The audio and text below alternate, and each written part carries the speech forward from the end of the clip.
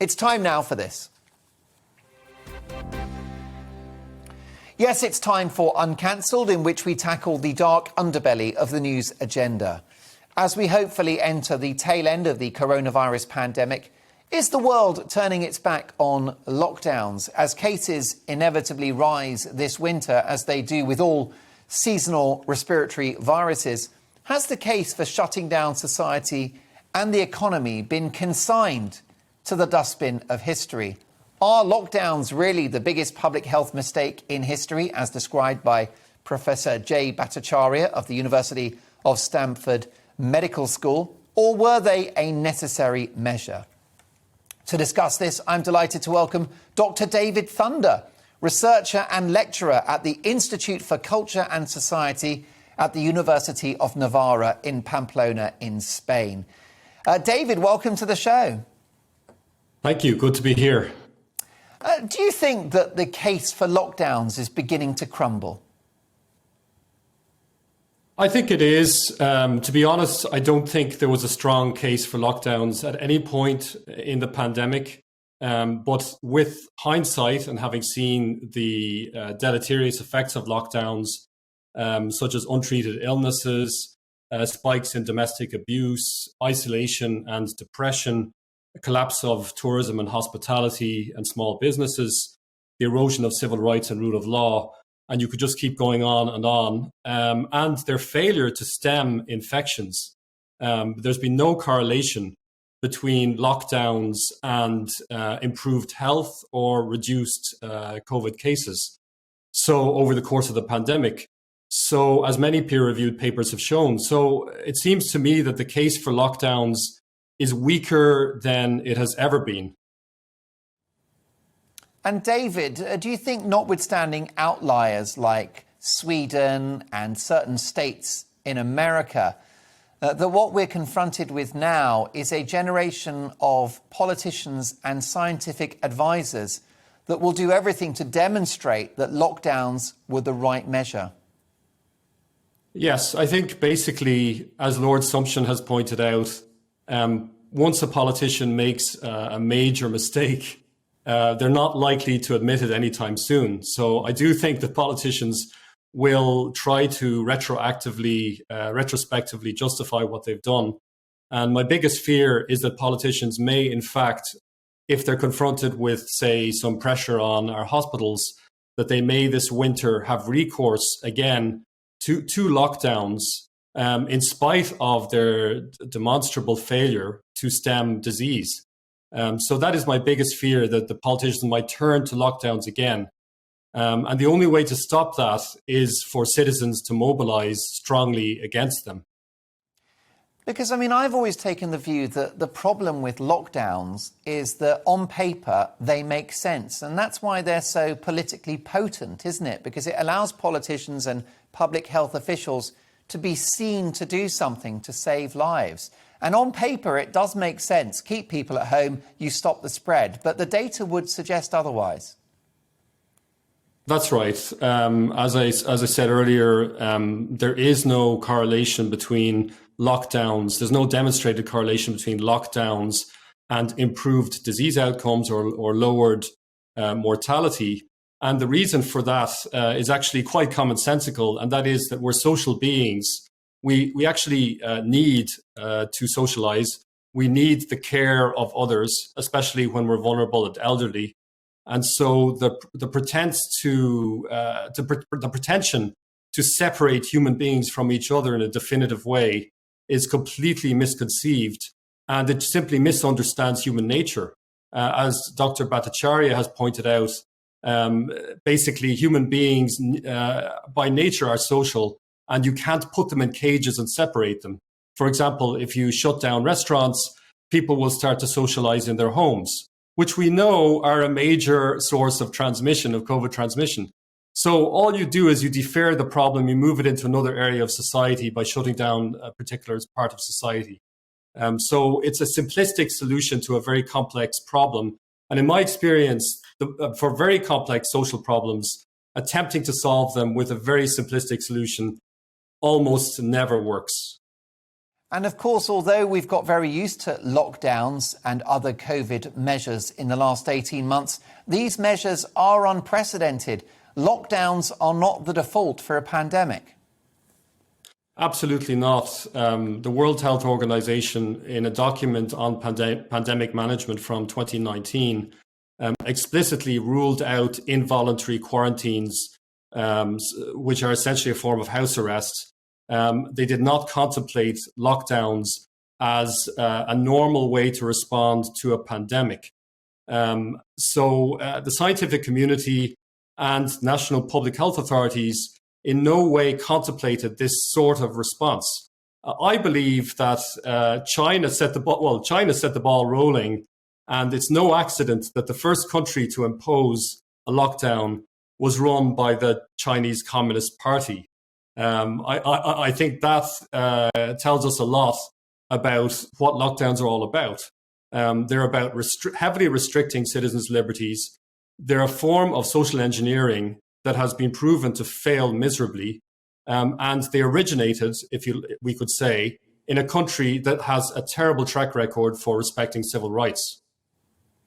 I think it's fair to say, though, David, isn't it, playing devil's advocate, that lockdown skeptic voices are in the minority. And you could argue that many scientists and that many countries and that many politicians can't be wrong.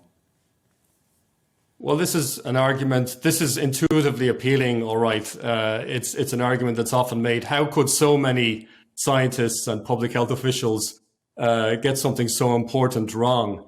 And I guess what I would say to that is that human beings are much weaker and more fallible than we think they are.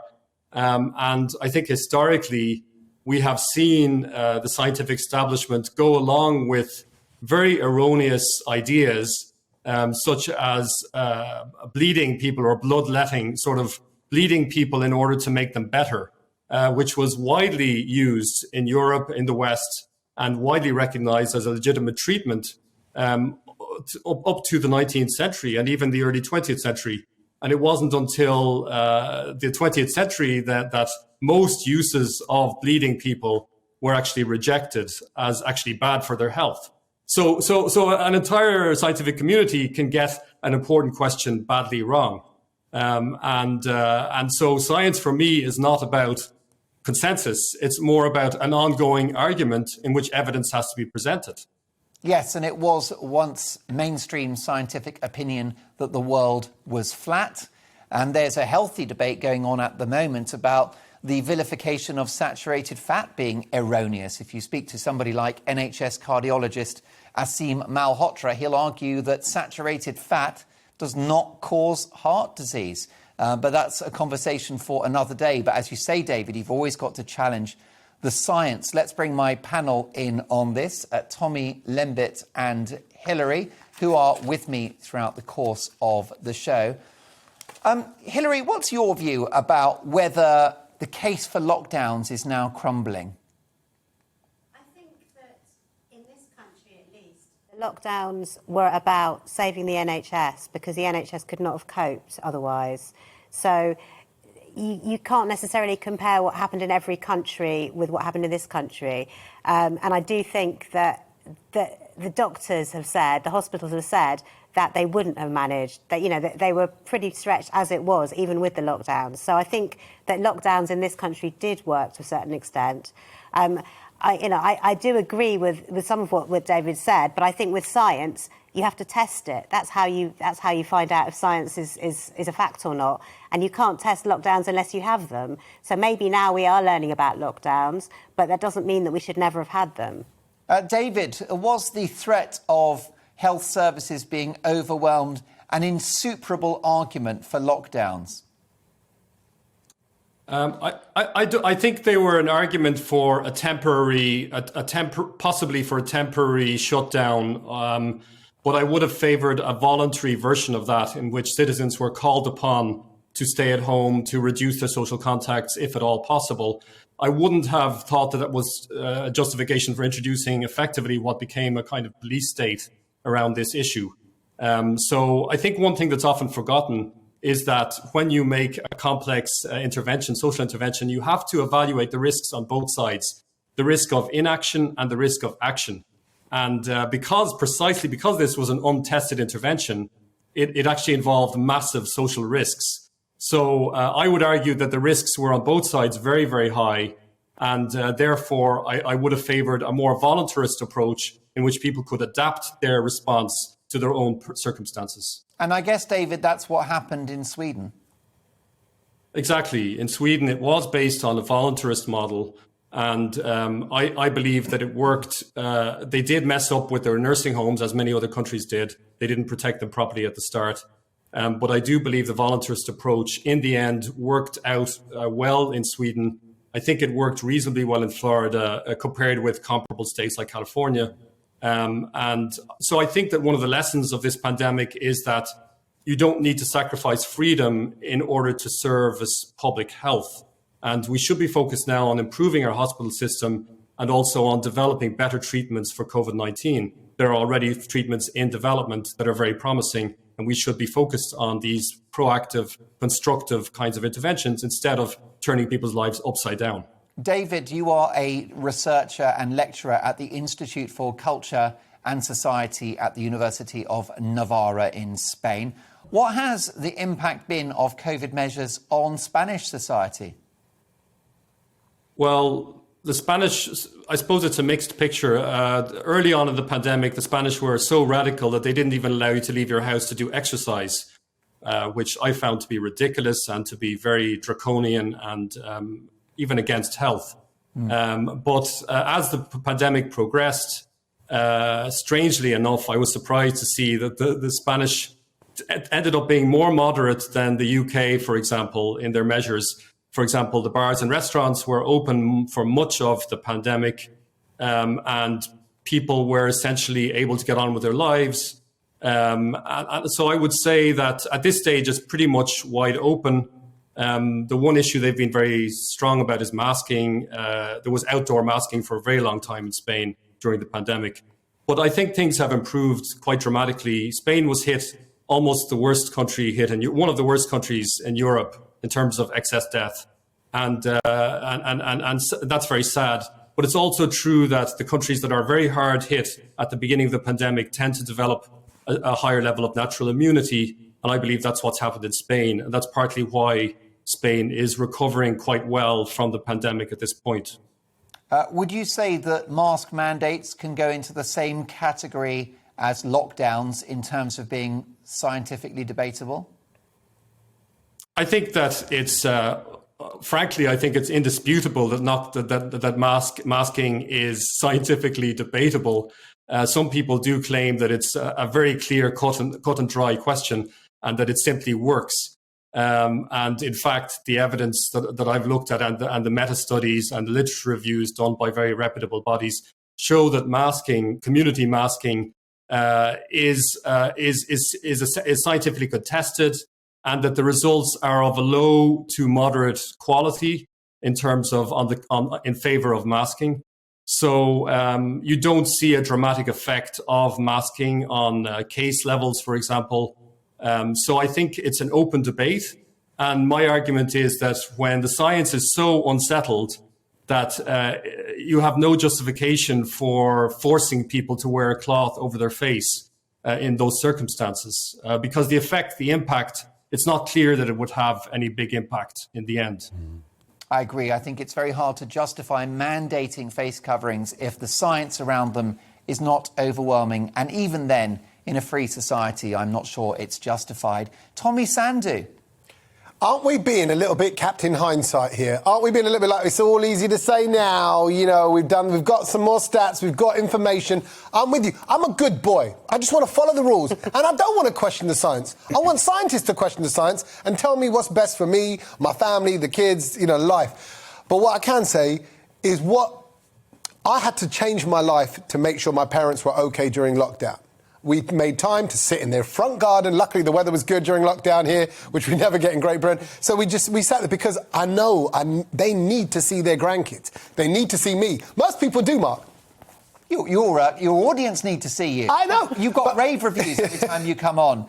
Thank you. But I mean, but what do you think, Tommy? Because I think that there's a degree of lockdown fatigue now, and I think that if the public are told by the Prime Minister that we'll have future lockdowns, more mask mandates, I'm not sure the public will be so compliant. No, I think now as an evolution, as a story, I think we're at a point in this story where we're saying we're not seeing dramatic drops in numbers. It seems logical, doesn't it? A mask, a lockdown, it's an airborne disease. This is what we heard. It's an airborne disease, so of course, being away from each other, it won't spread through people. It seems logical.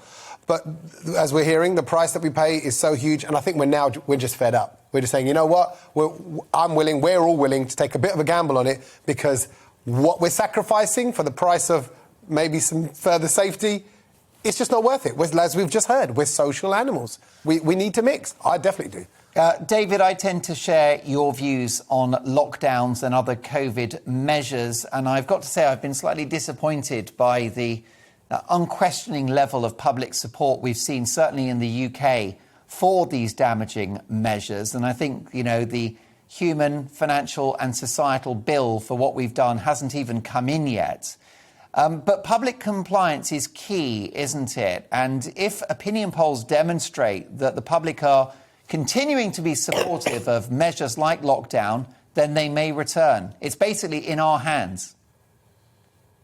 I completely agree. I mean, I think basically that this is a crisis of citizenship. It's not just a crisis of the government and of public policy. Citizens have been terrorized because they've been exposed to constant propaganda day in, day night. It's a mix of truth and propaganda, of course. There's always a mix of truth and propaganda. But there's an exaggeration that's going on all the time, an excessive focus, an exclusive focus on one danger and one risk in society. And I think for citizens to pull back from that and to just realize that life is bigger than COVID. COVID is a serious risk. It's a serious disease. But there are other aspects to living a life. Cancer is another disease. We need our social life. We need our health in general. So I do think that citizens need to educate themselves. They need to develop a more independent perspective. And I try to be optimistic that citizens can do that, and that they're not always necessarily susceptible to manipulation by fear.